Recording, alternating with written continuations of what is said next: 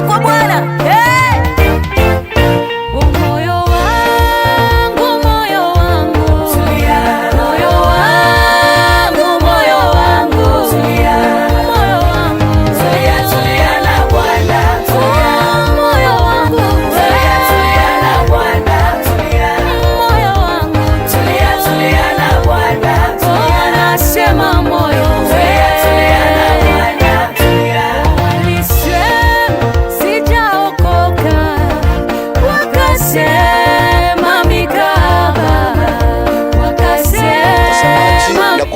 Katika kipindi zetu za siri ya msamaha wa dhambi, ukiletewa na Pastor Ibrahim kutoka kanisa ya Righteousness of God Ministry.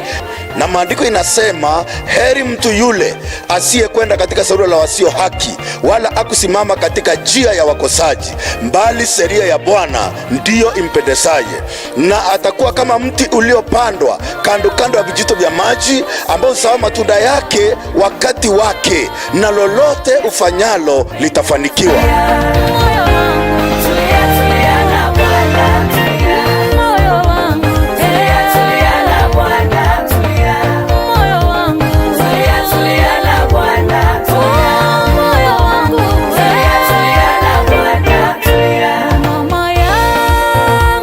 Mtazamaji, na kukaribisha katika kipindi chetu cha siri ya msamaha wa dhambi, ukiletewa na Pastor Ibrahim kutoka kanisa ya Righteousness of God Ministry hapa Lare. Nashukuru Mungu kwa vile Mungu ametuunganisha na wewe kupitia kipindi hiki. Naamini kuna mengi umejifunza katika kipindi hiki. Katika kipindi hiki kinaitwa siri ya msamaha wa dhambi, ni siri. Na hebu tusome Biblia tuone vile Yesu aliongea. Tusome Biblia tuone vile Biblia inazungumza kuhusu siri hii. Soma kitabu cha Marko sura ya 4 mstari wa 11. Akawaambia, ninyi mumejaliwa kujua siri ya ufalme wa Mungu, bali wale awalio nje yote hufanywa kwa mifano. Maandiko inasema, akawaambia, ninyi mumejaliwa kujua siri ya ufalme wa Mungu. Kujua ufalme wa Mungu ni siri, na pia kujua siri za ufalme wa Mungu ni kujaliwa. Kwa hivyo ukianza kujua siri ya ufalme wa Mungu ni kujaliwa. Tuangalie Mathayo, tuangalie kitabu cha Mathayo tuone pia Mathayo inasema namna gani. Mathayo sura ya 13 mstari wa 11. Akajibu akawaambia, ninyi mmejaliwa kusijua siri za ufalme wa mbinguni, bali wao hawakujaliwa. Yesu ameeleza, nyinyi mmejaliwa kujua siri za ufalme wa Mungu. Kujaliwa siri ya kujua ufalme wa Mungu ni baraka kubwa sana. Mathayo 19 mstari wa 11. Lakini yeye akawaambia, si wote wawezai kulipokea neno hili, ila wale waliojaliwa. Si kila mtu anaweza kupokea neno hili, ila ni wale waliojaliwa. Tukiangalia, tumesoma Marko 4 mstari wa 11, tumesoma kitabu cha Luka 13 mstari wa 11, tumesoma Mathayo 19 mstari wa 11. Na inazungumzia kujaliwa, kujua siri za ufalme wa mbinguni, kujaliwa kulipokea hili neno ni kujaliwa. Neno gani ambalo unajaliwa kulipokea? Hili neno la msamaha wa dhambi si kila mtu anaweza kulipokea. Wengi wanahubiriwa wanakataa. Kwa sababu gani? Hebu tuone vile Yesu alisindi kufafanua.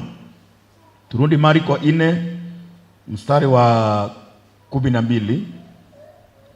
Marko 4 mstari wa 12.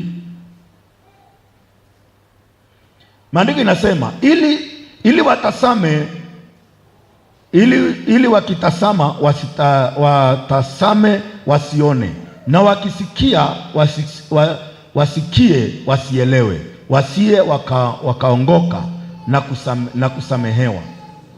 Yaani unaona, wale ambao hawajaliwa hata wakiona wanaona, lakini hawaoni. Wakisikia hata wakisikia hawaelewi. Ndio unaona mtu anasema hawa watu wanasema wamesamehewa, hawa watu wanasema ni wenye haki, mimi siwaelewi. Kwa sababu gani?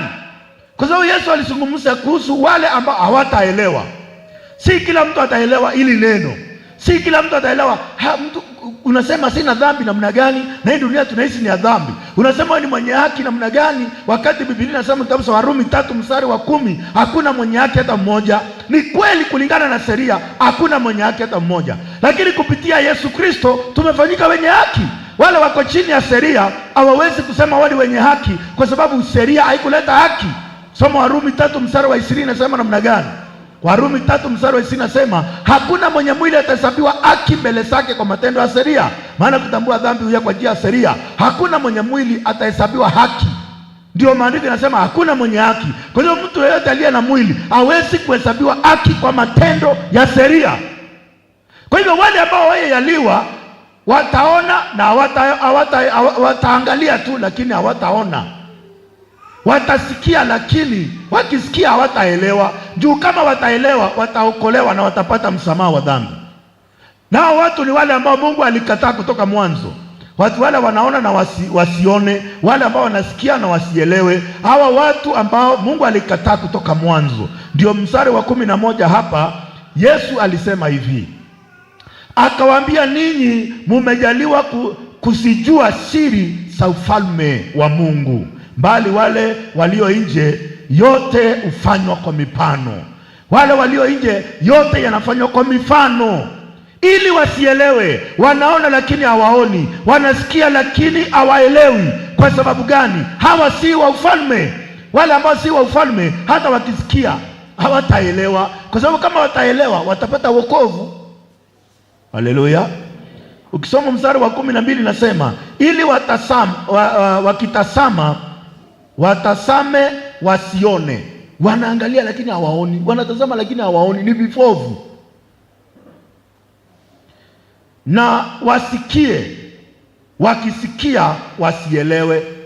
Si hata kwamba wasikii, wanasikia Yesu alikufa.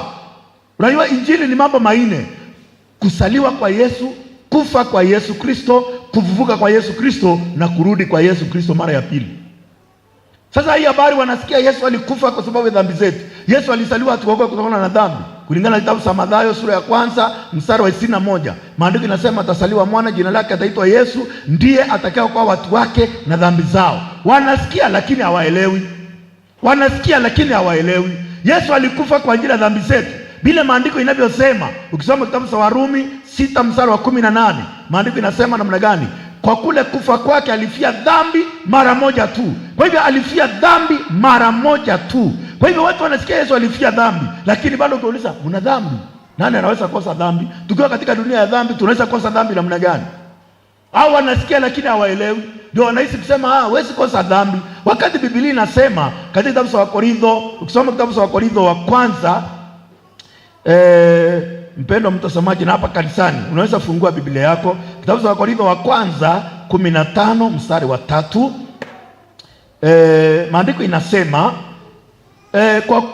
kwa maana niliwatolea ninyi hapo mwanzo yale niliyopokea mimi mwenyewe, ya kuwa Kristo alikufa kwa ajili ya dhambi zetu kama yanenavyo maandiko. Kristo alikufa kwa ajili ya dhambi zetu kama yanenavyo maandiko. Wakati Yesu alipokuja katika mwili, alibeba dhambi zetu katika mwili, na alipobeba dhambi zetu katika mwili, alihukumu hiyo dhambi katika mwili. Ukiangalia Biblia bila inaeleza katika kitabu cha Yohana sura ya 1 mstari wa 1, hapo mwanzo kulikuweko na neno, na neno alikuweko kwa Mungu, na neno alikuwa Mungu. Ukisoma mstari wa 14, maandiko inasema neno akafanyika mwili, tukaona utukufu kama utukufu wa mwana wa pekee, amejaa neema na kweli. Kwa hivyo neno alifanyika mwili. Kwa nini alifanyika mwili? Kitabu cha Warumi 8 mstari wa 3, yale yasiyowezekana kwa sheria kwa sababu ya udhaifu katika mwili, Mungu mwenyewe alituma mwanawe kwa mfano wa mwili, ili ahukumu dhambi katika mwili. Kwa hivyo alipokuja katika mwili, ili ahukumu dhambi katika mwili. Kitabu cha Petro wa kwanza sura ya 2 mstari wa 24, maandiko inasema namna gani? Hebu angalia kwa Biblia yako, Petro wa kwanza sura ya 1 sura ya pili mstari wa 24, maandiko inasema maana inasema, Petro wa kwanza sura ya pili mstari wa 24 inasema, yeye mwenyewe alizichukua dhambi zetu katika mwili wake juu ya mti, tuwe wafu kwa mambo ya dhambi, tuwe hai kwa mambo ya haki, na kwa kupigwa kwake mmeponywa. Haleluya!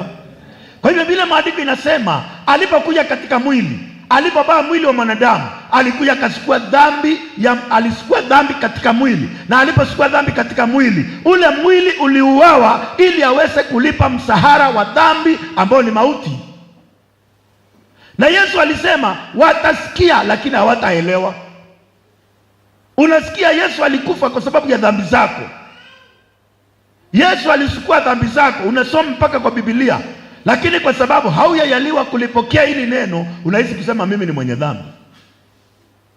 Si kila mtu anaweza kupokea hili neno, ni wale waliojaliwa. Nyinyi mmejaliwa kujua siri za ufalme. Siri za ufalme ni ya kwamba tumesamehewa dhambi. Yesu alichukua dhambi zetu, na Mungu akasema dhambi zetu na uasi wetu hakumbuki tena. Haleluya! Damu ya Yesu Kristo iliyomwagwa msalabani ilituosha dhambi. Hii ni siri ya ufalme, na wale ambao wamejaliwa kujua siri ya ufalme wataelewa kasi ya damu ya Yesu Kristo, wataelewa kasi ya mwili wa Yesu Kristo. Mwili wa Yesu Kristo ulibeba dhambi ili uweze kulipa msahara wa dhambi ambao ni mauti. Damu yake iliyomwagika ilimwagika ituoshe dhambi. Haleluya! Tumesoma Warumi 8 mstari wa 3, yale yasiyowezekana kwa sheria kwa sababu ya udhaifu katika mwili. Mungu mwenyewe alituma mwanao kwa mfano wa mwili ulio wa dhambi, ili ahukumu dhambi katika mwili. Ahukumu dhambi katika nini? Katika mwili. Hata hukumu dhambi katika mwili namna gani? Petro inatueleza, Petro sura ya kwanza mstari 24, yeye mwenyewe alisisukua dhambi zetu katika mwili. Alisisukua dhambi zetu. Si ati ya kwamba atasukua, alisisukua. Lakini unaishi maisha ya mwenye dhambi kwa sababu hii siri haujaijua. Hii siri bado haujaifahamu. Hii siri haijafunuliwa kwako, lakini leo Mungu amekupea neema uweze kusikiza programu hii, uweze kufunuliwa siri hii ya kwamba Kristo alisukua dhambi zako katika mwili. Haleluya! Si hata kwamba atasukua, alisasukua. Alisafanya nini? Na wale wanaweza kupokea ili neno ni wale waliojaliwa. Si kila mtu, ni wale waliojaliwa ndio wanaweza kupokea siri hii ya kwamba Yesu alichukua dhambi zangu katika mwili. Na alipochukua katika mwili, maandiko inasemaje? Tuangalie Biblia. Petro wa kwanza sura ya 3 mstari wa 18. Petro wa kwanza 3 mstari wa 18. Maandiko inasema, kwa maana Kristo naye aliteswa mara moja kwa ajili ya dhambi, mwenye haki kwa ajili ya wasio haki, ili atulete kwa Mungu. Mwili wake ukauawa, lakini roho yake ikauishwa. Maandiko inasema maana Kristo aliteswa kwa ajili ya dhambi, mwenye haki kwa ajili ya wasio haki. Sisi tulikuwa wenye dhambi, Yesu ni mwenye haki, lakini maandiko inasema namna gani? Aliteswa kwa ajili ya wenye dhambi, aliteswa kwa ajili ya wasio haki, ili atulete kwa Mungu. Mwenye haki kwa ajili ya wasio haki, ili atulete kwa Mungu. Hatuwezi kwenda kwa Mungu sisi wenyewe bila Yesu Kristo. Ndio Yesu aliteswa katika mwili, alichukua dhambi katika mwili, na alipochukua dhambi katika mwili, mwili wake ukauawa, ili kitabu cha Warumi kitimie. Warumi 6 mstari wa 23, kwa kuwa msahara wa dhambi ni mauti ya Bwana kwa sababu ya dhambi zako. Na walikuwa naimba damu ya Yesu inaoza dhambi. Hao ni watu wanasikia kuhusu damu ya Yesu, lakini hawaielewi kwa sababu si wa ufalme. Wale ambao ni wa ufalme wamepewa siri, wamejaliwa kujua siri ya ufalme wa Mungu. Wamejua siri ya damu ya Yesu Kristo. Siri ya damu ya Yesu Kristo, kuondoa dhambi ndani ya mioyo yetu, kuosha dhambi ndani ya mioyo yetu. Haleluya! Kwa hivyo wale waliochaguliwa kutoka mwanzo, wale ambao walichaguliwa kutoka mwanzo wapate wokovu na kutakaswa na Roho na kuamini kweli, hao wamejaliwa kujua hii siri ya injili hii. Haleluya! Ndio kipindi chetu kinaitwa siri ya msamaha wa dhambi, kwa sababu ni siri. Msamaha ni siri. Watu wengi hawajui. Makanisa wanapinga. Watu wakienda kwa Waislamu wanapinga, Wasabato wanapinga, Wakatoliki wanapinga, hao wanajiita wa kiroho wanapinga. Kwa sababu gani? Hawajui siri ya msamaha wa dhambi. Hawajui dhambi inasamehewa namna gani mara moja na milele, hawajui. Lakini nataka uangalie neno hili, uone kwa nini hawaelewi bila dhambi inaweza samehewa. Jambo la kwanza, wajui dhambi ni nini. Ndio wanaita walevi wakuja waokoke, wanaita waserati wakuja waokoke, wanaita walevi wakuja waokoke. Wanapoitwa wakuja waokoke, waokoke nini? Waokoke kulewa, waokoke userati, waokoke wizi, waokoke kuua, waokoke matendo, si moyo. Kwa sababu hajui dhambi ni nini. Wewe si mwenye dhambi kwa sababu unaiba, wewe si mwenye dhambi kwa sababu unasini, wewe si mwenye dhambi kwa sababu unatukana, wewe si mwenye dhambi kwa sababu unalewa. Hapana, wewe ni mwenye dhambi kwa sababu ulisaliwa ukiwa mwenye dhambi. Nani aliyefanya dhambi ukawa mwenye dhambi? Baba yako anaitwa Adamu, ndiye alikufanya mwenye dhambi. Hebu angalia neno Warumi 5:19. Na neno hapa la kuzingatia sana, waliingizwa. Inasema namna gani? Kwa sababu kama kwa kuasi kwake mtu mmoja watu wengi waliingizwa katika hali ya wenye dhambi. Neno la kuzingatia hapo sana ni kuingizwa. Neno la msingi hapo ni gani? Kuingizwa. Kwa hivyo uliingizwa kupitia mmoja aliye hasi, ukaingizwa kwa mwenye dhambi. Kwa hivyo si mwenye dhambi kwa sababu ya kutenda, uliingizwa. Kwa sababu kama kwa kuasi kwake mtu mmoja watu wengi waliingizwa. Walifanya nini? Waliingizwa katika hali ya wenye dhambi. Kwa hivyo uliingizwa. Watu wengi hawatambui hiyo. Wanajaribu kusuluhisha matendo, wanajaribu kusuluhisha mawazo mabaya, wanajaribu kusuluhisha vitendo vyao viovu, lakini hawajui ya kwamba mioyo yao mahali iliingizwa. Moyo wako uliingizwa katika dhambi. Haleluya. Neno la kuzingatia hapa ni gani? Kuingizwa. Na alafu inasema kadhalika kwa kutii kwake mmoja watu wengi waliingizwa katika hali ya wenye haki. Hata kufanyika mwenye haki nimeingizwa, si hata kwamba nimejiingiza. Hapana, nimeingizwa kwa kutii kwake mmoja, watu wengi wameingizwa. So hivyo mimi ni mmoja kati ya wale walioingizwa kuwa wenye haki. Niliingizwa nikawa mwenye dhambi, lakini Yesu ambaye ni mwenye haki akakuja akachukua dhambi yangu. Alipochukua dhambi yangu akailipia, baada ya kuilipia akaniingiza kuwa mwenye haki. Amen. Hii ni siri kubwa, kuifahamu ni ngumu. Isaya, tusikie Isaya na yeye ako na yapi kuhusiana na jambo hili.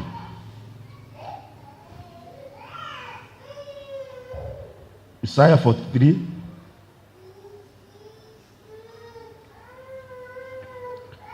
verse 27. Baba yako wa kwanza alifanya dhambi na wakalimani wako wameniasi. Baba yako wa kwanza ndiye alifanya dhambi. Baba yetu wa kwanza ni nani? Ni Adamu. Adamu ndiye alifanya dhambi, na alipofanya dhambi sisi wote tukafanyika wenye dhambi. Haleluya. Sisi wote tukafanyika wenye dhambi kwa sababu baba yetu Adamu amemwasi Mungu. Sasa nataka nikuulize swali, uko kwa Adamu ama uko kwa Yesu Kristo? Kwa sababu kuna Adamu wawili. Nataka nikufunulie leo uone Adamu hao wawili. Kwa Korintho 15 mstari wa 45. Inasema, ndivyo ilivyoandikwa, mtu wa kwanza Adamu akawa kiumbe iliyo hai, Adamu wa mwisho ni roho yenye kuisha. Mtu wa kwanza Adamu akawa kiumbe kilicho hai, ama akawa nafsi hai. Adamu wa mwisho ni roho yenye kuisha. Sasa swali ndio hii, uko kwa Adamu wa kwanza ama uko katika Adamu wa pili? Adamu wa kwanza alileta dhambi, Adamu wa pili akaleta haki. So watu wengi wanaishi katika Adamu wa kwanza, na wanapoishi katika Adamu wa kwanza wanasema sisi ni Wakristo bado, na wako katika Adamu wa kwanza. Adamu wa kwanza kile alileta ni dhambi, Adamu wa pili akaleta haki. Na hapa maandiko inasema kama ilivyoandikwa, mtu wa kwanza akawa nafsi hai, Adamu wa mwisho ni roho yenye kuisha. Haleluya. Adamu wa kwanza alileta mauti, Adamu wa pili akaleta uzima. Adamu wa kwanza alileta dhambi, Adamu wa pili akaleta msamaha wa dhambi, akaleta kuhesabiwa haki, akaleta utakaso, akaleta kufanyika wana wa Mungu, akaleta ukombozi, akaleta kufanyika watakatifu wakamilifu wana wa Mungu. Haleluya. Sasa uko kwa Adamu gani? Uko kwa Adamu aliyeleta dhambi ama uko kwa Adamu yule aliyetoa dhambi? Hilo jambo mpendwa mtazamaji, unafaa uangalie vizuri, ujiulize, mimi nimejaliwa nielewe siri hii au la? Na ndio anasema watatazama lakini hawaoni, watasikia kwa masikio yao lakini hawataelewa. Juu kama wataelewa wataongoka, na wakiongoka watapata msamaha. Sasa hawa ni wale ambao hawakuchaguliwa. Wale waliochaguliwa akasema namna gani? Nyinyi mmejaliwa kujua siri za ufalme wa Mungu. Haleluya. Na ndio Mathayo 13 mstari wa 43 inasema, ndipo wenye haki watang'aa kama jua katika ufalme wa Baba yao. Wale waliojaliwa siri ya ufalme watang'aa kama jua katika ufalme wa Baba yao. Amen. Sasa swali ndio hii, umejaliwa hii siri? Umejaliwa hii siri? Ni kitu kidogo sana. Kama Mungu amekujalia, basi utaweza kupokea. Yesu alikuja duniani aniokoe mwenye dhambi. Aliokoe mimi mwenye dhambi. Tuangalie Biblia hapa. Yesu alikuja ulimwenguni aokoe nani? Mwenye dhambi. Angalia kitabu cha Timotheo wa kwanza sura ya kwanza mstari wa 15. Ni neno la kuaminiwa, tena la stahili kukubaliwa kabisa, ya kwamba Kristo Yesu alikuja ulimwenguni aokoe wenye dhambi, ambao wa kwanza wao ni mimi. Wa kwanza ni nani? Wa kwanza ni mimi. Haleluya. Kwa hivyo ni neno la kuaminiwa na listahili kukubaliwa kabisa, ya kuwa Kristo Yesu alikuja ulimwenguni aokoe nani? Wenye dhambi, ambao wa kwanza wao ni mimi. Kwa hivyo Yesu alikuja kufanya nini? Kuokoa nani? Sasa unapata mtu anasema ameokolewa. Ukimuuliza sawa, umeokolewa? Ndio. Unatenda dhambi? Hapana. Na ukitenda, naomba msamaha. Sawa, ni sawa, unaomba msamaha. Mungu anasikia maombi ya mwenye dhambi. Wakati umetenda dhambi, ukiomba Mungu atasikia. Mungu asikie maombi ya mwenye dhambi, lakini ukinyenyekea atasikia. Imeandikwa wapi? Watu waliopotea wako na maoni hayako kwa Biblia. Haleluya. Ukimuuliza ni mtakatifu, hakuna mtakatifu. Kama hakuna mtakatifu, nani atakayemuona Mungu? Kitabu cha Waebrania 12 mstari wa 14 inasema namna gani? Tafuteni kwa bidii kuwa na amani na watu wote na huo utakatifu, maana hakuna atakayemuona Mungu bila utakatifu. Maandiko inasema tafuteni kwa bidii kuwa na amani na watu wote na huo utakatifu, ambao hapana mtu atakayemuona Bwana asipokuwa nao. Kama wewe si mtakatifu, huwezi kumuona Mungu. Hakuna mwenye dhambi atamuona Mungu. Mtu ambaye ako na dhambi ndani ya moyo wake hawezi kumuona Mungu, lakini wale ambao ni watakatifu watamuona Mungu. Na utakatifu si wa kujitakasa, hapana. Juu unaweza sikia watakatifu na watamuona Mungu waanze kujitakasa. Hakuna mahali Biblia inasema ujitakase. Biblia inasema kitabu cha Waebrania, ukisoma Waebrania 10 mstari wa 10. Waebrania 10 mstari wa 10. Inasema katika mapenzi hayo umepata utakaso kwa kutolewa mwili wa Yesu Kristo mara moja tu. Tumepata utakaso. Si hata kwamba tumejitakasa. Tumepata utakaso kwa kutolewa mwili wa Yesu Kristo mara moja tu. Kwa hivyo utakaso tunaupata. Haleluya. Hautokani na sisi. Mstari wa 14. Inasema kwa maana kwa toleo moja amewakamilisha hata milele hao wanaotakaswa. Sio wale wanaojitakasa, hao wanaotakaswa. Kwa hivyo damu ya Yesu Kristo iliyotiririka msalabani ilikuja kutuosha dhambi. Haleluya. Ukisoma kitabu cha Ufunuo sura ya 1 mstari wa 5 inasema yeye atupendaye ametuosha dhambi zetu kwa damu yake. Yeye atupendaye, Yesu anatupenda na atatuosha dhambi zetu sote kwa damu yake. Umeoshwa dhambi au la? Hii ni siri. Haleluya. Si kila mtu anaweza kufahamu hii siri, hapana. Hii ni siri ya wale waliojaliwa kuingia katika ufalme wa mbinguni. Wanaamini damu ya Yesu iliyotiririka msalabani iliniosha dhambi zangu zote. Sina dhambi. Ukianza ndio unaweza toka ukisema mimi sina dhambi, watu waanze kuangalia, kwani uko na asimu? Wakati nilianza kuhubiri Injili, watu wengi waliona kama nimerukwa na akili, waliona kama siko sawa. Kwa sababu gani? Na hubiri nikisema sina dhambi. Yesu alibeba dhambi zangu. Wewe unasema una dhambi na hii dunia tunaishi ni ya dhambi. Sasa mmoja akaniuliza, wewe unasema una dhambi na hii dunia tunaishi ni ya dhambi. Mbona unasema una dhambi? Nikamwambia, akaniuliza, hii dunia ikuumisi kwa maovu yanayoendelea? Nikamwambia siwezi umia. Akaniuliza kwa sababu gani? Nikamuuliza, kwako uko na choo? Si kwako uko na choo? Kwa nini hakuna hauyaweka kinyesi juu ya meza? Kinyesi kama inaweza kuja kwa meza inaweza kuumisa, lakini ikiwa kwa choo inaumiza mtu. Wewe uende kwa choo ukute kinyesi utaumia? Choo, kinyesi kiko mahali pa. Na kitu ya kwanza kabla ujenge nyumba unajenga choo. Na ndio Mungu kabla ya kuumba mwanadamu aliumba dunia kwanza. Wewe ukianza kujenga, hata ukinunua shamba, kitu ya kwanza kusimba huko na kujenga ni choo.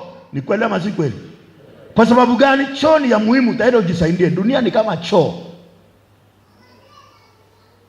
Choo iwezi niumiza, lakini niko na choo kwangu nyumbani na iniumizi. Kwa sababu choo iwezi kuja kwa meza yangu. Dunia hakuna siku moja itawahi ingia ndani ya moyo wangu isafue moyo wangu. Kama choo mafia yawezi kuja juu ya meza yako, pia dunia iwezi kuingia ndani ya moyo wangu isafue moyo wangu. Haleluya. Nilimjibu ama sikumjibu? Watu wanasema dunia tunaishi ni kama barabara iko na umande, lazima utapiga upande kona hii na hii kusafue. Hapana, sisi si wa ulimwengu. Yesu alisema, nyinyi mlikuwa wa ulimwengu huu, niliwachagua kwa ulimwengu. Kwa hivyo nyinyi si wa ulimwengu huu. Tunaishi katika ulimwengu, lakini hapa sisi si wa ulimwengu. Kwa sababu gani? Tumeshatenganishwa. Na ndio Yesu alitubalisha viatu vya kupeleka injili ya amani. Saa hii ukanyangi ardhi, unakanyanga viatu. Kwedo kinyetende? Kuruagu kinyete? Tigiratone? Kwa hivyo wale ambao wameokolewa, wamepata msamaha wa dhambi, wanakanyanga injili. Injili imewatenganisha na dunia. Haleluya. Injili imetutenganisha na dunia. Injili ya kusamehewa dhambi. Ukisamehewa dhambi, dunia na wewe ni vitu viwili tofauti. Hata maongezi yako na dunia ni tofauti. Unaanza kusema sina dhambi, dunia inasema huyu anasema ana dhambi. Na kila mtu ni mwenye dhambi. Asome Warumi 3:23, Biblia Biblia inasema wote wametenda dhambi na kufungiwa utukufu wa Mungu. Asome kitabu cha waraka wa kwanza sura ya kwanza mstari wa 8. Hakuna kama ilivyoandikwa, asome aone ya kwamba watu wote wametenda dhambi na kufungiwa utukufu wa Mungu. Hakuna mtu ambaye hana dhambi. Sasa yeye anaona watu wote ni wenye dhambi. Akisoma Biblia anasoma mstari iko na dhambi tu peke yake. Warumi 3:23, waraka wa kwanza wa Yohana sura ya kwanza mstari wa 8, hiyo ndio anasoma. Asome mstari iko na Yesu. Wewe sasa unatumia mstari ina Yesu na wewe ndio unasoma na unajiita mwenye dhambi. Haleluya. Tukisema kwamba hatuna dhambi, tunajidanganya wenyewe na kweli haimo ndani yetu. Sasa mbona unasema una dhambi? Mbona asome mstari wa 7? Soma mstari wa 7, tukienenda nuruni kama yeye alivyo katika nuru, tushirikiana sisi kwa sisi, na damu ya mwana wake Yesu Kristo yatuosha dhambi zote. Nimeosha dhambi ama sijaosha? Waza kwa mstari wa 7, mstari wa 8, rudi mstari wa 7. Uone vile dhambi zimeoshwa. Haleluya. Usikwame mstari wa 23 katika kitabu cha Warumi, enda mstari wa 24 uone wamehesabiwa haki bure kwa neema na ukombozi ulio katika Kristo Yesu. Haleluya. Hii ni siri, kama umejaliwa, Mungu amekufunulia hiyo siri. Haleluya. Wale walio wa ufalme, Mungu amefunulia siri hii, na siri hii ukisaipokea unapata msamaha wa dhambi, unafanyika mwana wa Mungu mkamilifu, mwenye haki, mwana wa Mungu ambaye atang'aa katika ufalme wa baba yake. Mungu akubariki mpendwa mtazamaji. Tunakushukuru Baba wa milele kwa sababu ya neema na fadhili zako umetufunulia siku ya leo. Umesema kupokea neno hili ni wale waliojaliwa. Naamini mpendwa mtazamaji na wale wako kanisani umewajalia neema ya kupokea siri hii. Hebu neno hili liingie ndani ya mioyo yao, likabadilisha mioyo yao na mtazamo wao, wakajione wao ni wenye haki, wakajione wao ni watakatifu, wakajione wamekamilika hata milele. Wasirudi tena kujiona wenye dhambi, wakajione wao wametakaswa dhambi zao zote na damu ya mwana wako Yesu Kristo. Pokea sifa mfalme, kwa jina la Yesu Kristo tumeomba na hata kuamini. Amen. Tuage mtazamaji kwa makofi, sangwe na vigelegele. Mungu akubariki sana. Amen. Amen.